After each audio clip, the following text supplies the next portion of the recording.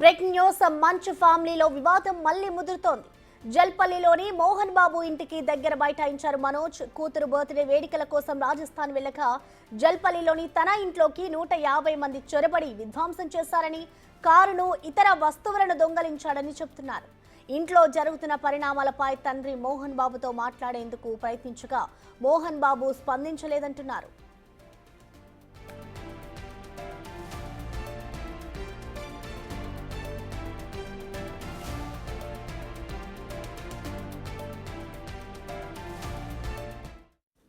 దీనిపై పూర్తి సమాచారాన్ని మా ప్రతినిధి సురేష్ లైవ్ ద్వారా అందిస్తారు. సురేష్, మనం చూస్తున్నాం గత కొన్ని రోజుల నుంచి కూడా ఇటు మంచు ఫ్యామిలీ వివాదం అయితే సద్దుమణిగింది, కొంచెం కూల్గా ఉంది అనుకున్న టైంలో మళ్ళీ వివాదం తలెత్తుతుంది, మళ్ళీ తెరపైకి వచ్చారు. సో అసలు ఏం జరిగింది? ఆ మంచు మనోజ్ అసలు ఎందుకు అక్కడ నివాసం వద్ద కూర్చున్నారు? డీటెయిల్స్ ఏంటి సురేష్? మంచు ఫ్యామిలీలో మళ్ళీ విభేదాలు బయటికి వచ్చాయి. కొద్ది రోజులుగా సర్దుమణిగాయని చెప్పుకుంటున్న కుటుంబ సభ్యులు ఇప్పుడు మళ్ళీ ఆ వివాదాలు తెరకెక్కాయి. మళ్ళీ పోలీస్ స్టేషన్ల మెట్లెక్కారు. నార్సింగ్ పోలీస్ స్టేషన్లో మనోజ్ ఫిర్యాదు చేయడం జరిగింది. పాడిషేరి పోలీస్ స్టేషన్లో కూడా ఫిర్యాదు చేశారు. తన కూతురు బర్త్డే సందర్భంగా 15 రోజుల క్రితము రాజస్థాన్ వెళ్ళాను. ఆ సమయంలో మంచు విష్ణు మరికొంతమంది ఆయన అనుచరులు వచ్చి ఇంట్లో ఉన్న కార్లు, విలువైన వస్తువులు అన్నిటిని కూడా తీసుకెళ్లారు దొంగతనంగా అని చెప్పేసి కూడా ఆయన ఫిర్యాదులో పేర్కొనడం జరిగింది. కొద్దిసేపటి క్రితమే జల్పల్లిలోని మోహన్ బాబు ఇంటికి మనోజ్ రావడం జరిగింది. పోలీసులు భారీగా మోహరించడం జరిగింది. ముందస్తు సమాచారంతోనే దాదాపు 100 మంది పోలీసులతో మోహన్ బాబు ఇంటి వద్ద బందోబస్తు ఏర్పాటు చేయడం జరిగింది. మనోజ్ని ఇంట్లోకి అలౌ చేయకపోవడంతో ఆయన గేట్ ముందే కూర్చొని నిరసన తెలుపుతున్నాడు.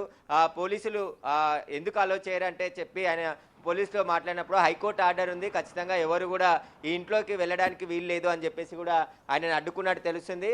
మోహన్ బాబు ఈ నివాసానికి 2 కిలోమీటర్ల దూరంలోనే ఒక పికెట్ ఏర్పాటు చేశారు. బయటి వ్యక్తులను ఎవరిని కూడా, మీడియాని కూడా అక్కడ అలో చేయట్లేదు. పోలీసులను ఇక్కడ ఏర్పాటు చేసి ఒక చెక్ పోస్ట్ని ఏర్పాటు చేశారు. బయటి వ్యక్తులు కానీ, థర్డ్ పార్టీకి చెందిన వ్యక్తులు కానీ ఎవరు కూడా మంచు టౌన్షిప్లోకి రావద్దు, హైకోర్టు ఆర్డర్స్ ఉన్నాయి, ఎవరు కూడా అటువైపు వెళ్ళొద్దు అని చెప్పేసి కూడా పోలీసులు చెప్తున్నారు.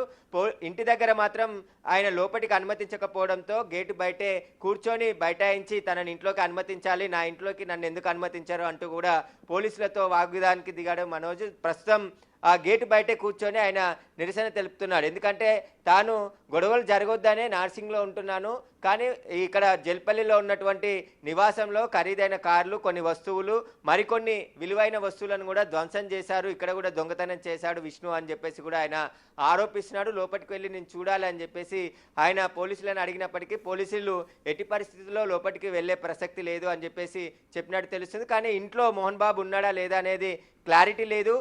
మోహన్ బాబు గేటు పెట్టడం వల్ల మనోజ్ బయట కూర్చుండా, లేదంటే పోలీసులు అనుమతించకపోవడం వల్ల బయట కూర్చుండా అనేది కూడా స్పష్టత లేదు. కానీ గేటు బయటే కూర్చొని ఆయన నిరసన తెలుపుతున్నాడు.